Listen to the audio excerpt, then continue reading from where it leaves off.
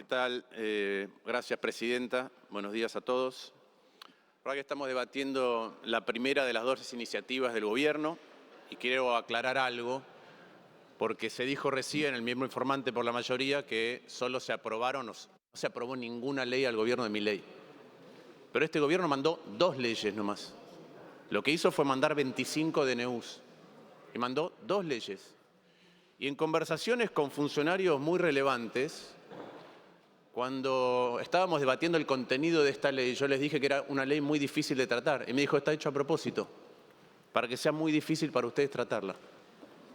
Entonces, mientras tenemos 2 megaleyes que son muy difíciles de tratar y por eso llevan tiempo tratarlas bien, hay 25 DNUs. Lo que estamos debatiendo ahora es la llamada Ley Bases y Puntos de Partida para la Libertad de los Argentinos. Y yo lo que quiero analizar en estos minutos es para quién es esa libertad y para quién no es esa libertad.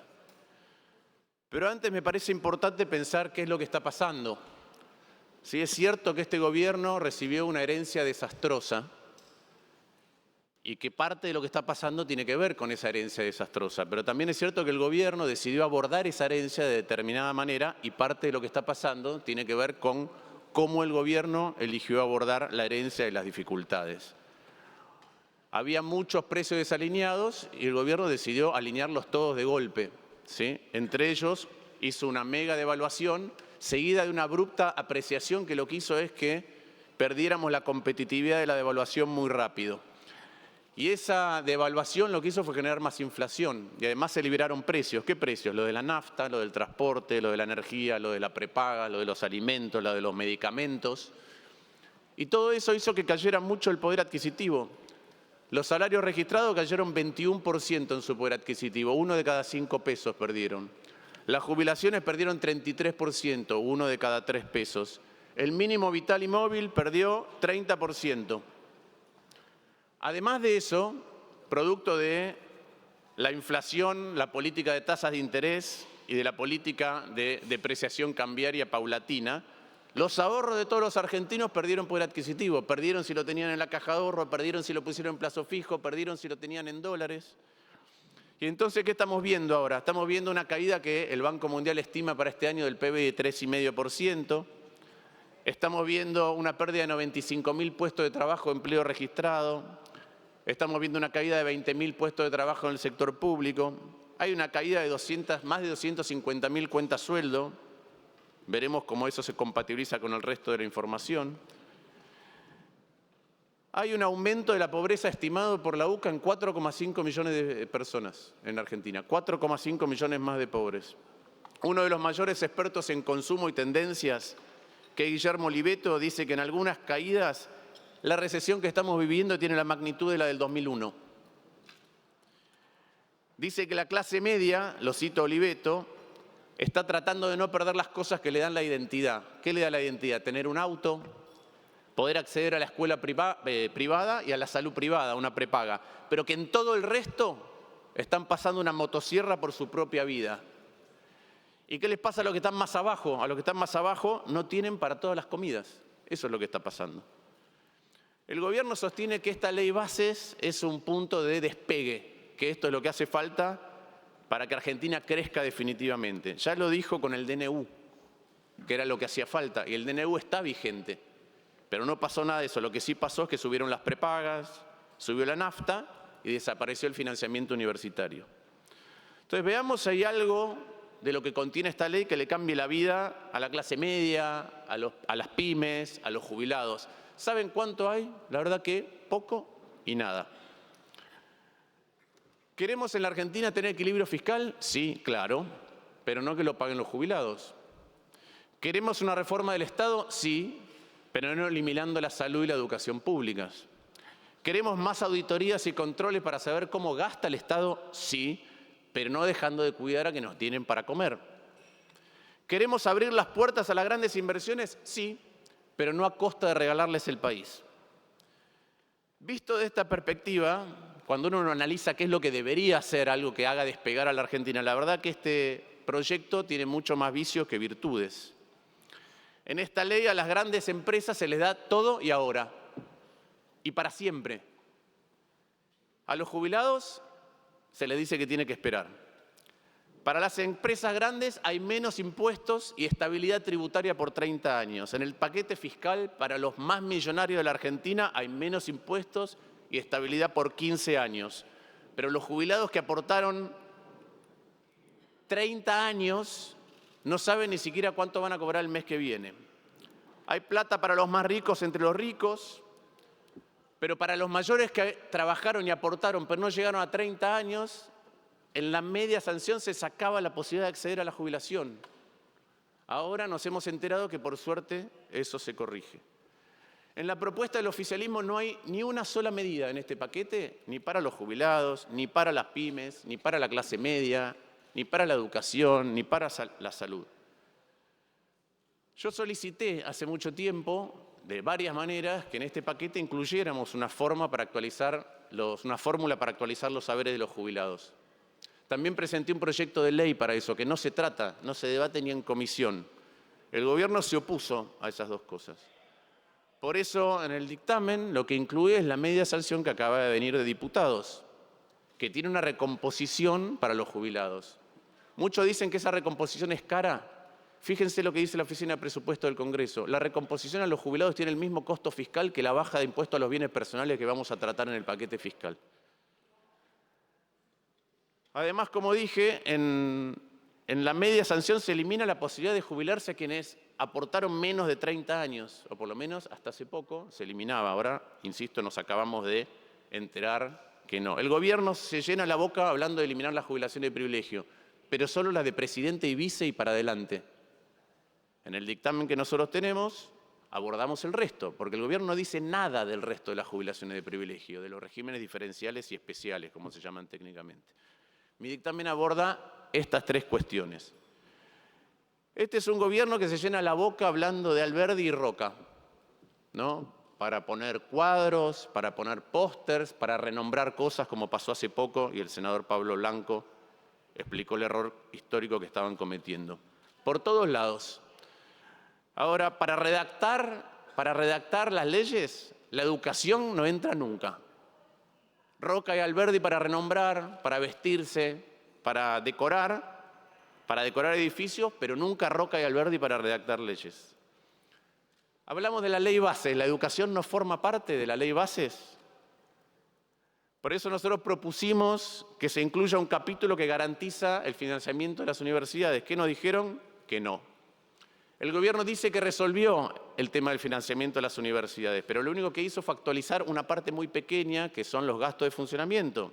Se olvida de los profesores, se olvida de los investigadores, se olvidan de los que abren las universidades todos los días para que nuestros jóvenes puedan forjar un mejor futuro. Ayer otra vez las universidades hicieron paro, pero la ley bases original nada dice. Por eso nuestro dictamen incluye todo un capítulo para financiar y asegurar la educación, en especial los gastos de funcionamiento, pero también los sueldos docentes. Y además, en el dictamen que presentamos, hacemos de la educación un servicio esencial para garantizar que nuestros chicos no pierdan más clases. Otra ausencia significativa en la iniciativa del Ejecutivo es la falta de preocupación por la infraestructura de este país. Por eso nosotros propusimos, y ahora nos acabamos de enterar, que lo van a incluir, pero con otra redacción y con menor amplitud, un capítulo, un artículo que identifique cuáles son las obras públicas que están cerca de terminarse, porque es más caro dejarlas caer que terminarlas. No lo habían aceptado, por suerte ahora sí. ¿Cuántas obras públicas hay en Argentina inconclusas? 6.000, paradas a lo largo y a lo ancho de la Argentina. Hay plata para regalarle a algunas empresas, pero no hay plata para terminar esas obras. La propuesta que hicimos es que las que tenían 75% de grado de avance se terminaran. Porque, insisto, dejarlas caer es perder lo que ya se hizo y además estar sometido a juicios, en particular con las que tienen financiamiento del exterior. Ya vimos lo que implica abandonar la obra pública, vimos lo que pasó con los trenes, vimos lo que pasó con los faltantes de gas. Y el oficialismo parece no entender que cuando abandona la obra pública, cuando en lugar de planificarla mejor lo que decide es lisa y llanamente abandonarla, después tenemos más costos por inundaciones, más costos por accidente de tránsito, más costos por importar energía, probablemente pérdida de vidas, como ya lastimosa y tristemente nos enseñó la historia reciente y remota. Nosotros pedimos que se incluyeran todas estas cosas, pero la respuesta fue sistemáticamente no, salvo por este artículo que se acaba de agregar. Ahora, la pregunta que yo me hago es, si no pueden considerar a los jubilados, a la educación, si no pueden considerar a las pymes locales en las grandes inversiones, incluirlas como corresponden, si no pueden terminar las obras públicas pendientes, por lo menos tengan la decencia de no darles plata a los que más tienen. Pero no. Casi todo lo que hay en la propuesta del Gobierno de ley base es lo que destila es una construcción de privilegios para unos pocos. La concepción de que el Estado tiene que estar para defender a los más grandes, pero para ausentarse de cuidar a los más débiles. Este es un proyecto que no pudo ser defendido por los funcionarios que vinieron y que cuando tratamos los temas específicos no hubo casi ninguna voz de expertos que defendiera la ley de bases. Hubo muy pocas voces de senadores que defendieran la ley de bases en el debate de comisión. Esta ley, como dije, está pensada para satisfacer los intereses de los grandes y fuertes, descuidando a los más débiles. Esta ley lo que hace es inaugurar, no sé si inaugurar o reforzar, no sé si es inaugurar una nueva casta de privilegiados o reforzar una casta que ya existe y lo que tiene es mucha capacidad de presión sobre los gobiernos. Así están pensadas casi todas las cosas. Así está pensada, por ejemplo, la reforma de la Ley de Procedimiento Administrativo. Hay ciertas cosas que están disfrazadas, por ejemplo, la gratuidad de los trámites. Si lo que quieren es hacer gratis el pasaporte o el DNI, para eso hace falta una resolución. Pero ¿qué es lo que hay en la ley? Existe la posibilidad, entonces, de que hoy los grandes laboratorios, cuando tienen que inscribir sus nuevos medicamentos y desarrollos en ANMAT, no paguen. Que cuando alguien inscribe nueva propiedad intelectual en el INPI, no pague.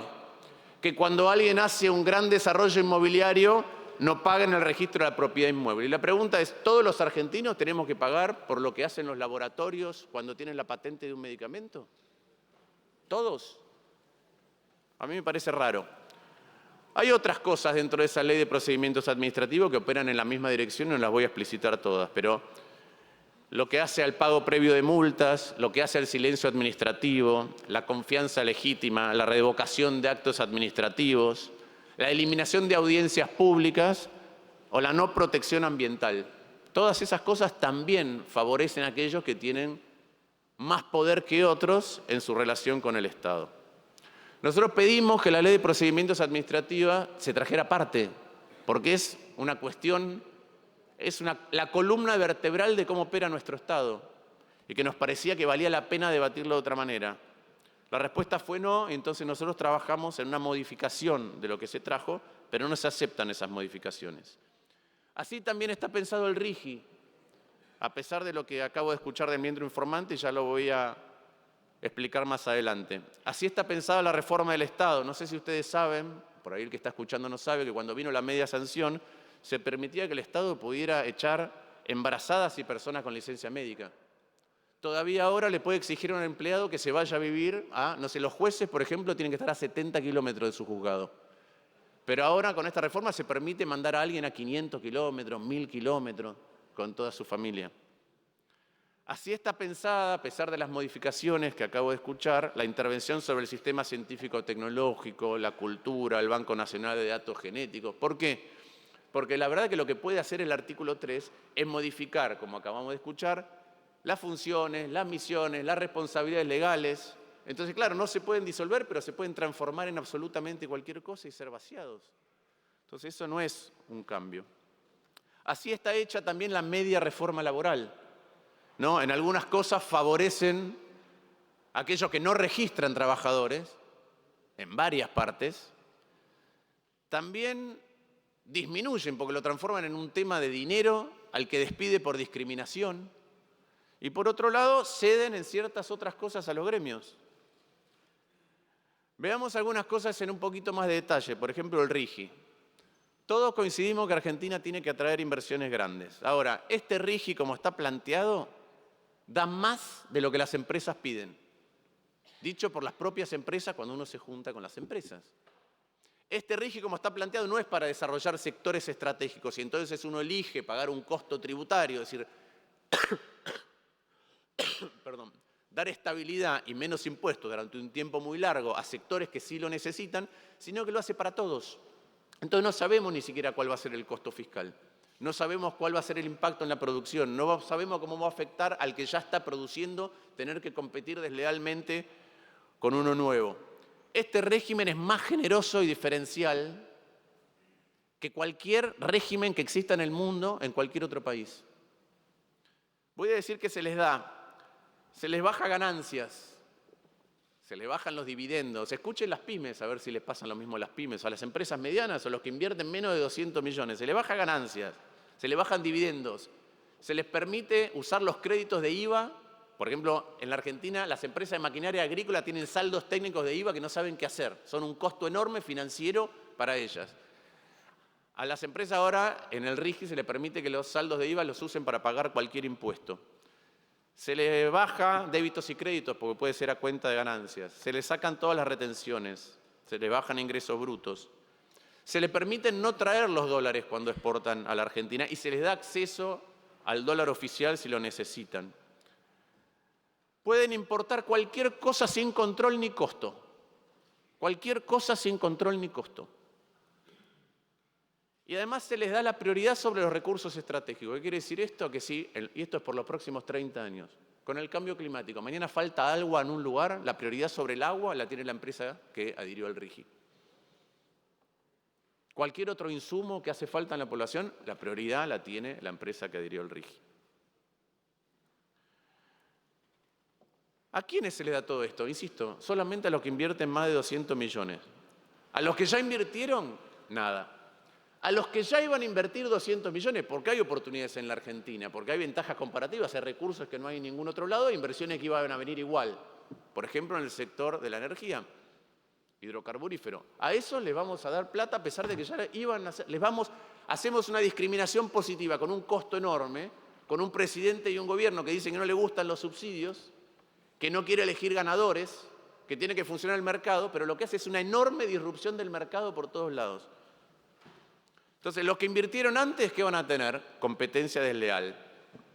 Y las pymes argentinas que podrían participar de un proceso de inversión sumándose a las grandes inversiones, ¿qué van a tener? Van a seguir teniendo una carga tributaria desmedida en comparación con las grandes empresas y además van a tener que competir con importaciones sin control ni arancel. Para cualquier rubro, en cualquier lugar, en cualquier momento, por 30 años. La experiencia comparada muestra que hay países que atraen grandes inversiones, pero no lo hacen de esta manera. Y la verdad que tenemos que aprender de esos países. Pero no soy yo o todos los expertos que vinieron. Voy a elegir algunos que están alineados ideológicamente con el gobierno. Horacio Liendo, el padre de la desregulación de los 90. Cito, leo, hay cosas que no me gustan de la ley de bases, como el RIGI, que introduce una enorme desigualdad en la organización económica del país. Cito otro, un economista, Daniel Artana, especialista fiscal y tributario de Fiel. Leo, dice, hace varias consideraciones previas y después dice, en suma, creo que está mal pensado y diseñado, y mal diseñado, el RIGI. No se puede pasar de espantar las inversiones ahora a regalarles todo. En el medio hay algo. Hay maneras de abordarlo con más rigurosidad. Pero ese es el tipo de libertades que da la ley bases. Para las grandes empresas, todo. Para las pymes, nada. Para los inversores extranjeros, todo. Para los locales, nada. La verdad es que aprobar el RIGI es aprobar una legislación que es a favor de los más poderosos, de los que se pudieron acercar con sus empresas a los grandes estudios jurídicos que hicieron el RIGI. Pedimos que vinieran los funcionarios que hicieron el RIGI, como los funcionarios que hicieron la Ley de Procedimientos Administrativos Nueva. No vinieron. No vinieron. En la ley se le da triple garantía a los que entran al RIGI en muchas cosas, ¿no? Por ejemplo, pueden exportar y no traer los dólares, pero además pueden acceder a los dólares en Argentina. Y además pueden volver a acceder a los dólares en Argentina por el mismo monto que trajeron de afuera para invertir. Triple garantía. Les pregunté por qué a los funcionarios. No, porque los defraudamos muchas veces a los de afuera. Y a los docentes y a los alumnos, y a los jubilados, y a los médicos, y a los enfermeros, y a las pymes. En Argentina no los defraudamos nunca, no necesitan ninguna garantía de ningún tipo. En las reuniones de comisiones, muchos de estos problemas y sesgos salieron a la luz. Y la verdad que el Senado hizo un gran trabajo. Se sentó con el gobierno para tratar de hacer cambios. Ahora, muchos de esos cambios no son de fondo, son cosméticos. Voy a dar algunos ejemplos de esos cambios cosméticos.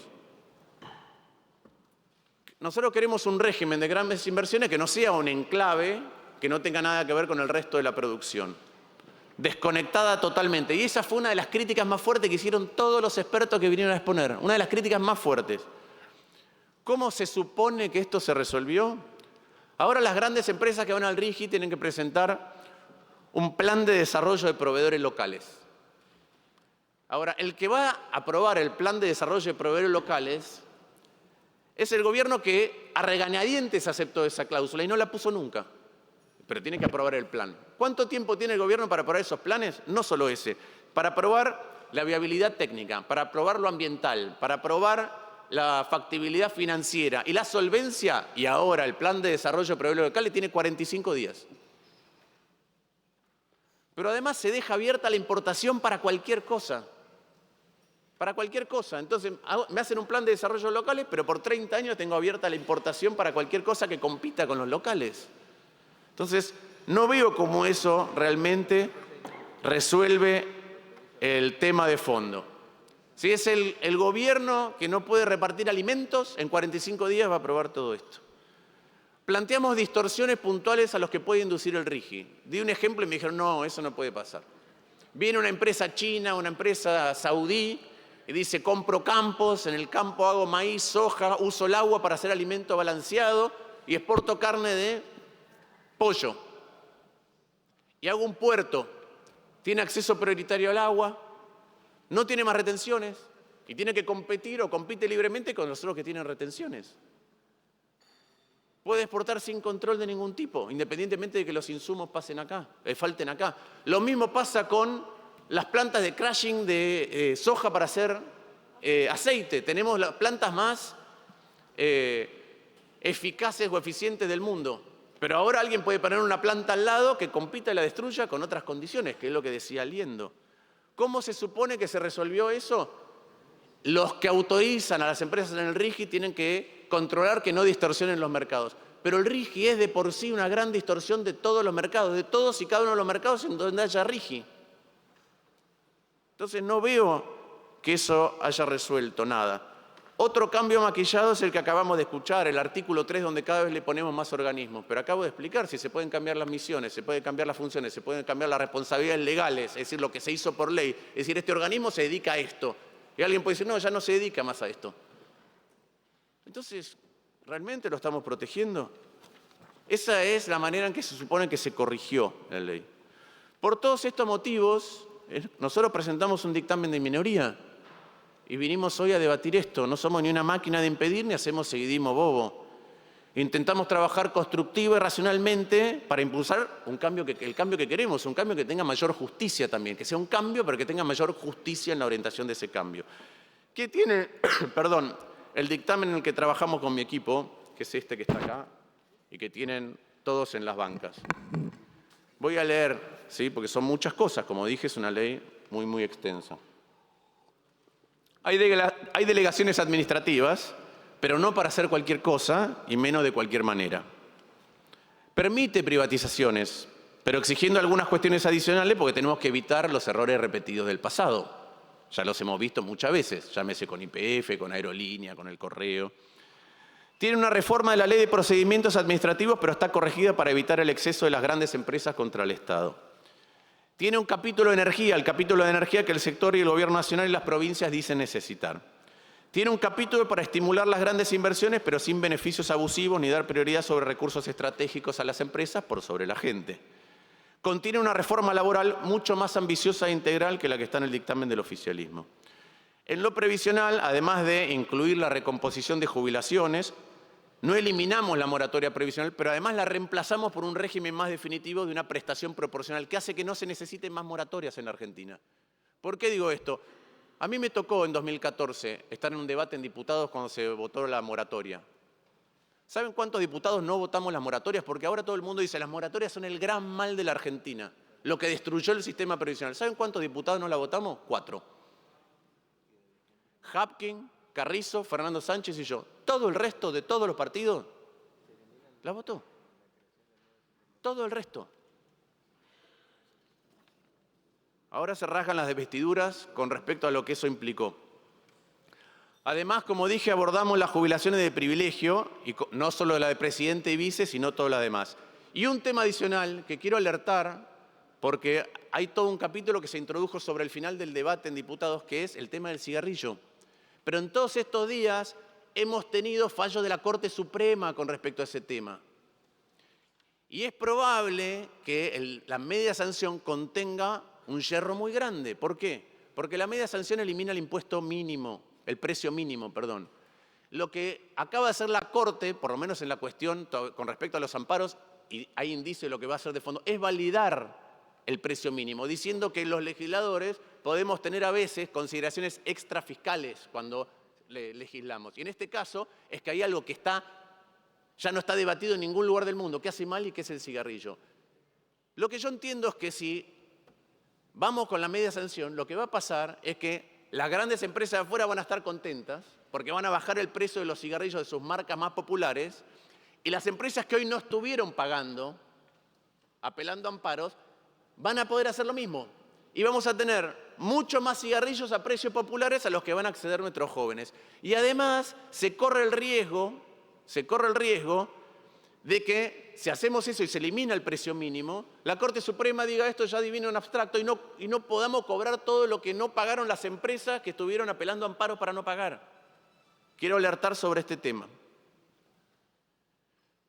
Y ahora quiero hablar de un tema que me parece, no sé si es el más fundamental, pero sí un tema crucial del proyecto, que tiene que ver con las emergencias y las facultades delegadas. Miren, ni en mi paso por la Cámara de Diputados, ni acá, nunca voté jamás las facultades delegadas.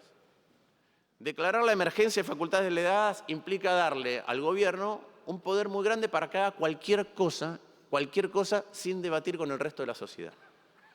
Y esto se conjuga, adicionalmente, en este caso, con que no tenemos presupuesto.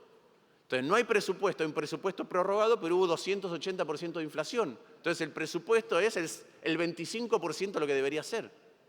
Y eso da una gran discrecionalidad para cambiar cosas. ¿Sí? Y no tenemos presupuesto porque lo acordaron el actual presidente y el anterior ministro de Economía.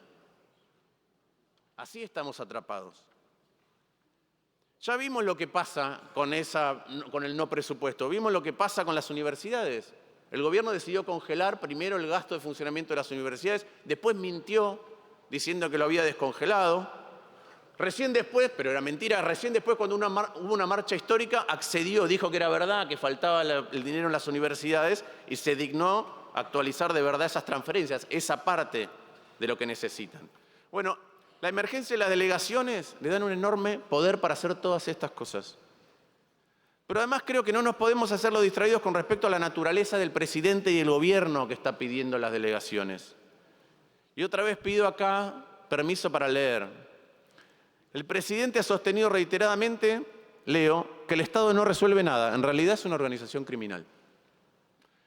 Que él siente, vuelvo a leer, un profundo desprecio por el Estado porque es el enemigo. Y llegó a decir que entre la mafia y el Estado prefiero la mafia. Dijo el presidente que cualquier redistribución, no importa si es a los jubilados, a los que tienen hambre, a los enfermos, es injusta porque implica un trato desigual ante la ley. ¿El RIGI no es un trato desigual ante la ley? El presidente dijo sobre sí mismo, yo soy un minarquista, es decir, alguien que considera que el Estado solamente debe estar a cargo de la seguridad y la justicia. Dijo que la obra pública es un dispendio de recursos, es una aberración. No importa si es para hacer cloacas, escuelas, hospitales. Acusó a la educación pública de lavar cerebros y adoctrinar. Muchas veces. Fue a su propia escuela secundaria y criticó la educación pública diciendo que el mecanismo de lavado de cerebro que es la educación pública, independientemente de que sea de gestión estatal o privada, porque cuando determinan los contenidos están recontrarrojos los contenidos. Llegó a sostener que no debe haber políticas de prevención ni atención en salud mental, porque quien quiera reventarse consumiendo droga, quien quiera reventarse consumiendo droga o suicidarse puede hacerlo sin asistencia del Estado. Más recientemente dijo que amaba ser el topo dentro del Estado, el que destruye el Estado desde adentro, porque es como estar infiltrado en las filas enemigas. ¿En serio a ese gobierno le vamos a dar facultades delegadas? Yo no le daría poder a un director de escuela que dijera vengo a destruir la educación pública. No le daría poder o facultades delegadas a un director de hospital que dijera vengo a destruir la salud pública. Todas esas cosas que dice el presidente, a él que le gusta, para mí son un principio de revelación. Son un principio de revelación de lo que piensa el gobierno con respecto al Estado y lo que planea hacer el gobierno con respecto al Estado, con la salud, con la educación, con la ciencia, el reparto de alimentos, si le damos emergencias y facultades delegadas. Ahora, con la ley base se está pasando como con el DNU, ¿no? La gente está a favor o en contra, pero no debatimos bien qué tiene el DNU, ¿no? El DNU que sigue vigente, no sé, se toma como un símbolo, pero no trabajamos el contenido, ¿no? En el DNU permitió subir las prepagas, permitió subir los combustibles. Y la verdad que tenemos que recuperar el espacio para pensar un poquito más en profundidad que blanco y negro. ¿Nuestro Estado funciona mal? Sí, claro que funciona mal. Y creo que muchos de todos nosotros podemos aportar ideas concretas, no para destruirlo, sino para mejorarlo. Discrepamos con muchas políticas del pasado, ¿sí? Ahora, la pregunta hoy es si esto corrige los problemas del pasado. La pregunta es ¿hacia dónde vamos con estas iniciativas? ¿Vamos a un lugar mejor? Yo pienso que no. ¿Sí? Pienso que estamos pasando de un Estado que hacía mucho y mal a uno que hace poco y mal. Y la ley base le da carta al gobierno, carta libre para hacer cualquier cosa. Entonces, al mismo gobierno que se le escapó la epidemia de dengue sin ninguna campaña, llevando un récord histórico de contagios y muertes, se le permite hacer cualquier cosa. También a los que prefieren que los alimentos se venzan, a repartirlos. A los que frenan la entrega de medicamentos oncológicos.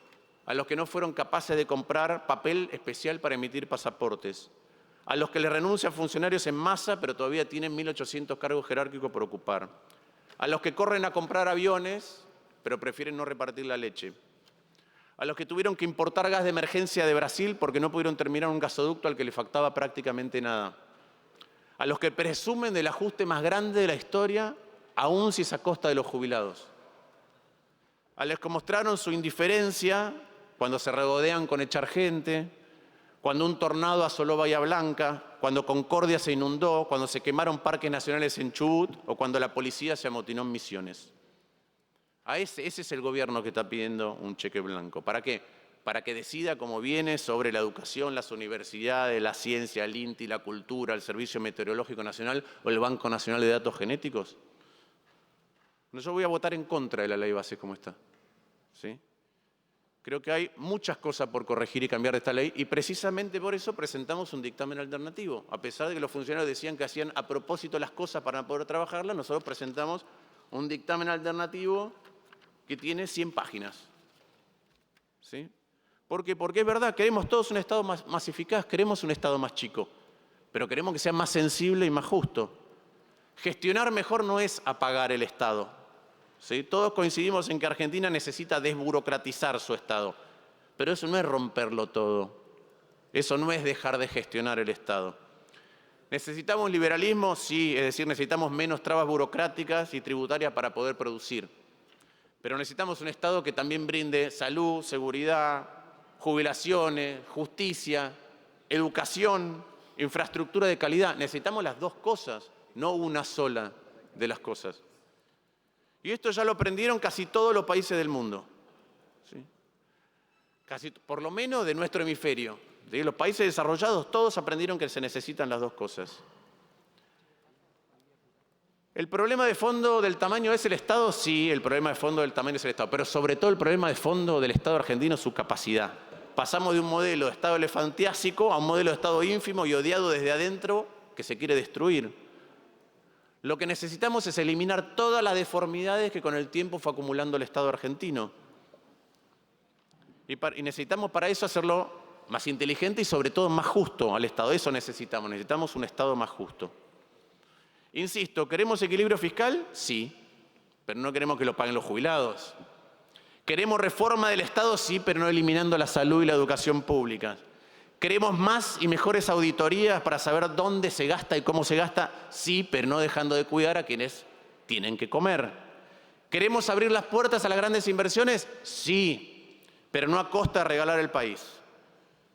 Miren, Leandro Alem, que fue diputado y senador y es uno de los pocos radicales que el presidente reconoce, ¿sí?, al que le reconoce mérito, dijo, y leo, no puede haber buenas finanzas donde no hay buena política. Buena política quiere decir respeto a los derechos, buena política quiere decir aplicación recta y correcta de las rentas públicas, buena política quiere decir protección de las industrias útiles y no especulación aventurera para que ganen los parásitos de poder. Creo que ese es el espíritu que nos debe guiar. Muchas gracias.